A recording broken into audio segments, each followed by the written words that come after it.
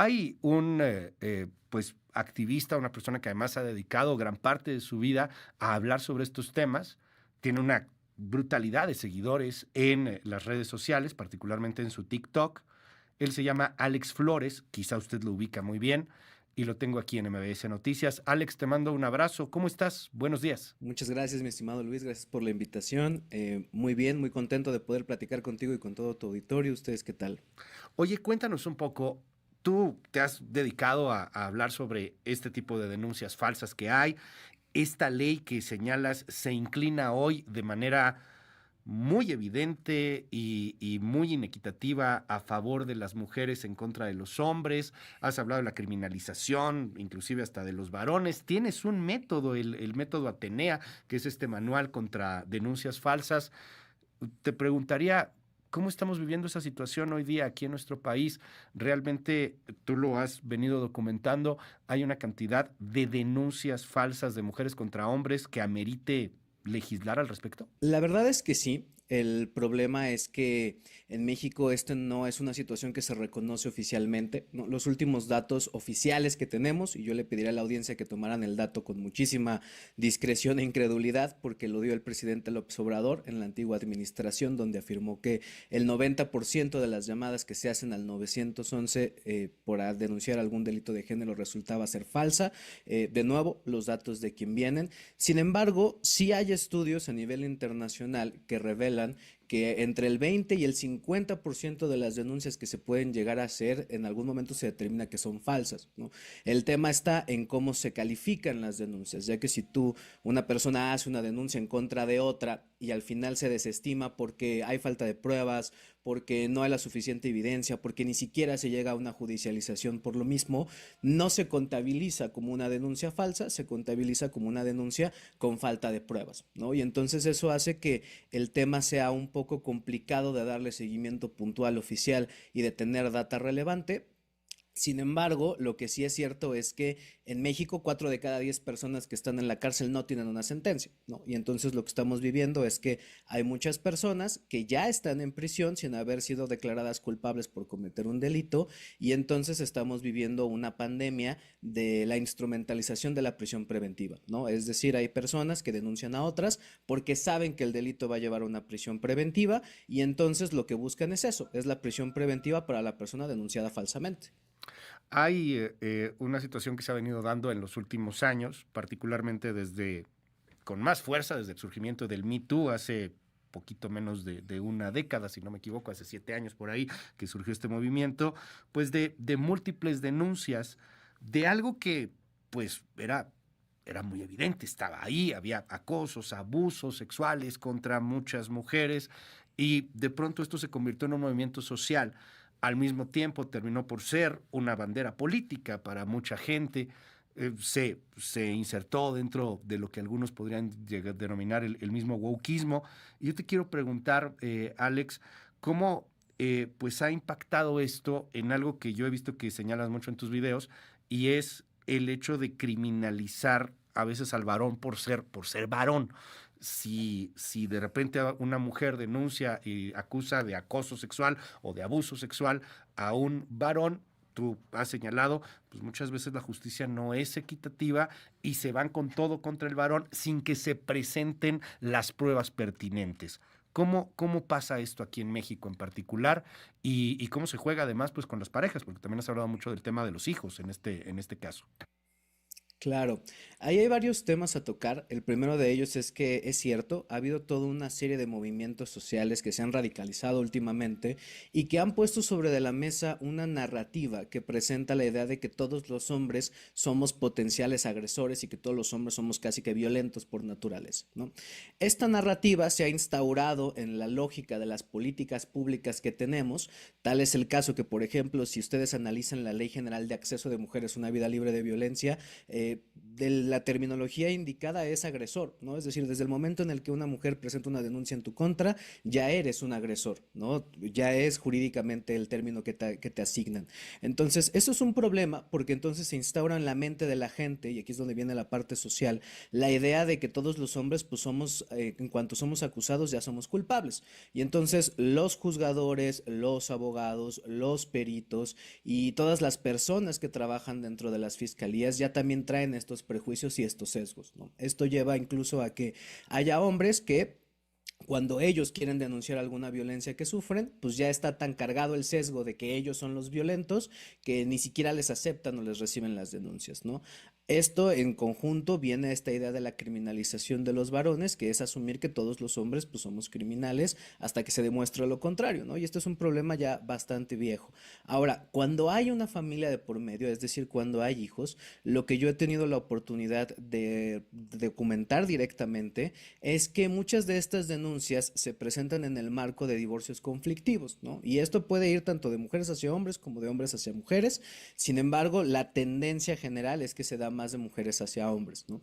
Y esto ocurre porque precisamente hay muchos abogados o despachos jurídicos que saben que este tipo de estrategias jurídicas de denunciar falsamente al otro son rentables, por eso las hacen y por eso las recomiendan. Entonces hay despachos que le recomiendan a la mamá decir, pues di que te violentó o di que le hizo esto al niño y con esto vas a poder conseguir una mejor pensión, un mejor arreglo, mejores convivencias, vas a poder quitarle la casa, ¿no? Ahorita que viene la reforma en materia del agresor sale de casa, bueno, pues ahora también le vas a poder quitar la casa.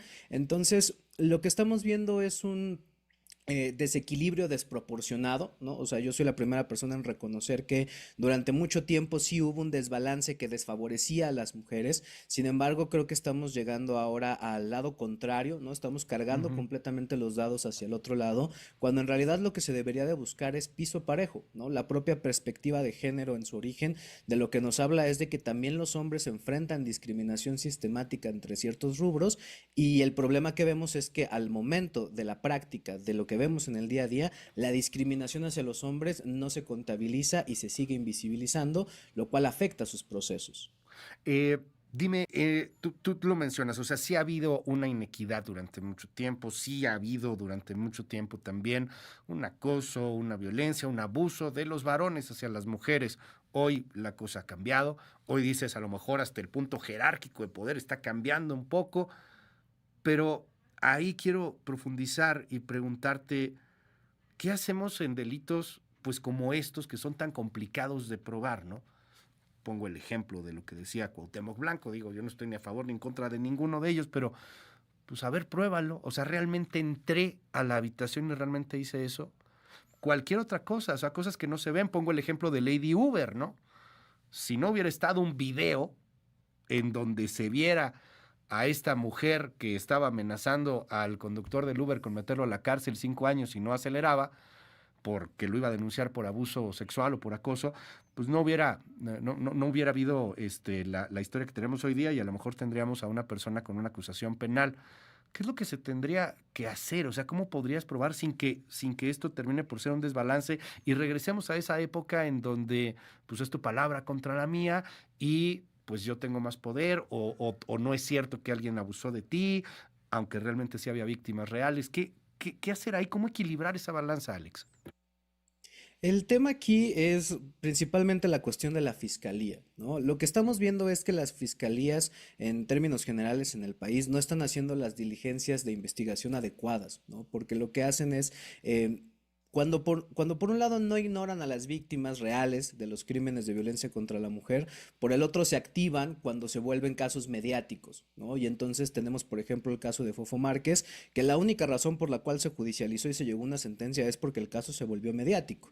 Y entonces yo sí creo que para empezar a solucionar este problema tenemos que voltear a ver la situación de las fiscalías y empezar a exigir que las fiscalías operen de una manera más eficiente y efectiva al momento de hacer las investigaciones. Hay pruebas, peritajes psicológicos y metaperitajes que se pueden aplicar sobre de una persona para identificar si esa persona en efecto ha sido vulnerada o ha sido víctima de alguna especie de delito de cualquier índole, no solamente los delitos de índole sexual. Y en ese sentido, si tenemos pruebas, si tenemos personas expertas, capacitadas, sensibles y sobre todo honestas, porque también apenas se destapó aquí en Ciudad de México que ya había peritos que vendían los peritajes para fabricar también carpetas. Ujú. Entonces, teniendo personas honestas, lo que podemos hacer es realmente favorecer las pruebas. Y entonces ya no es una cuestión de lo que tú dices contra lo que yo digo, es, a ver, vámonos a las periciales, vámonos a las metapericiales, vamos a ver realmente cuáles son las afectaciones que presentan las personas y sobre de eso podemos decidir, ¿no? Lo mismo pasa en la cuestión de lo que comentabas de Lady Uber y de este chico que conducía el InDrive. Ujú. Desgraciadamente vivimos en una era de hipervigilancia y desgraciadamente tenemos Claro. que contribuir a esa hipervigilancia. Una de las recomendaciones que yo siempre doy es la instalación de cámaras al interior de los domicilios, Ujú. la instalación de las cámaras dentro de los automóviles, porque esa es la única forma en la cual uno hoy en día tiene la capacidad para probar su inocencia frente a este tipo de circunstancias. Tienes un manual, o sea, hay un manual de recomendaciones para evitar, contrarrestar, pelear contra las denuncias falsas. ¿Cómo podemos consultar el manual, Alex? Y cuéntanos un poco más de los consejos que das en el mismo. Claro, el manual se puede consultar a través de Amazon, ¿no? Si tienen una cuenta de Amazon Kindle, pueden consultarlo de manera gratuita y si no, pueden solicitar la prueba gratis de Amazon Kindle y consultar de manera Ok. gratuita el manual. Justo el punto de este manual es contrarrestar la parte mediático-social de las denuncias falsas, ¿no? Porque desgraciadamente muchas veces la denuncia falsa jurídica se sabe que no va a prosperar porque no tiene pruebas y no tiene evidencias. Sin embargo, se utiliza desde el ámbito mediático para decir es que ya está denunciado. Y desgraciadamente la cultura que tenemos nos hace creer que si alguien ya está denunciado es porque ya es culpable, ¿no? Y entonces escuchamos términos como es que lo vincularon a proceso, sí, porque seguro es culpable. No, espérate, la vinculación a proceso solamente implica que apenas van a empezar a indagar propiamente lo que pasó. No quiere decir que el señor o la señora sean culpables de nada. Sin embargo, el tema es que mediáticamente es muy rentable decir ya está denunciado y presentar un escrito que se entregó en oficialía de partes de alguna instancia. Entonces, el libro está enfocado precisamente a contrarrestar esa parte, porque uno de los aspectos más destructivos de las denuncias falsas es la destrucción de todo el vínculo social alrededor de la persona que es acusada, porque entonces no solamente es la cuestión del proceso jurídico que de por sí ya es desgastante, sino es buscar afectaciones laborales, es decir, que lo despidan del trabajo, buscar afectaciones familiares, es decir, que los familiares ya no le hablen, buscar afectaciones en el círculo social, es decir, buscar la exclusión social del individuo. Entonces, los consejos que están contenidos en el manual están enfocados a la construcción de círculos sociales fuertes que Ujú. permitan precisamente la difusión de la narrativa de la verdad. Es decir, si tú sabes y tienes evidencia, por eso la Ujú. primera página del libro es una advertencia clara y decir, este libro solo funciona si eres inocente y tienes evidencia de que eres inocente. Claro. Si no lo eres, no te va a servir. Ujú. Porque si tienes las evidencias, lo que el libro te va a enseñar un poco es cómo armar esa narrativa, porque muchas veces las personas no saben qué decir, no saben cómo decirlo, se ponen nerviosos al decirlo y no tienen a nadie a quien decirle la verdad, ¿no? Y entonces te vamos a ayudar a construir un círculo social que te pueda ayudar a difundir tu verdad, te vamos a ayudar Ujú. a generar una narrativa que sea congruente, que sea cronológica, Claro. que tenga consistencia, que le permita a la gente entender lo que está pasando y también la parte psicológica, que es decir, también requieres asistencia y apoyo emocional, ¿no? Y entonces también tu círculo social te tiene que brindar este apoyo emocional y también impulsar a la gente a formar parte de estos apoyos emocionales para otros, ¿no? Porque desgraciadamente cada Ujú. vez son más personas las que pasan por esta circunstancia y esto también ha hecho que surjan muchas organizaciones y colectivos que Ujú. pelean precisamente juntos en contra de este mal, ¿no? Porque son muchas personas que viven lo mismo, pasan lo mismo y les duele lo mismo. Alex, quiero agradecerte mucho que nos hayas regalado estos minutos aquí en MBS Noticias. Te seguimos en tus redes sociales, particularmente en tu TikTok. Hablas sobre este tema, presentas casos, presentas ejemplos. ¿Cuáles? Es arroba Alex Flores, AL3X Flores. Ahí me pueden seguir y también me pueden encontrar en YouTube con el mismo username. Gracias. Es Alex Flores, activista contra denuncias falsas. Gracias, muchísimas gracias, Alex. Te seguimos ahí en tus redes sociales. Las 9:08. Tengo por ahí la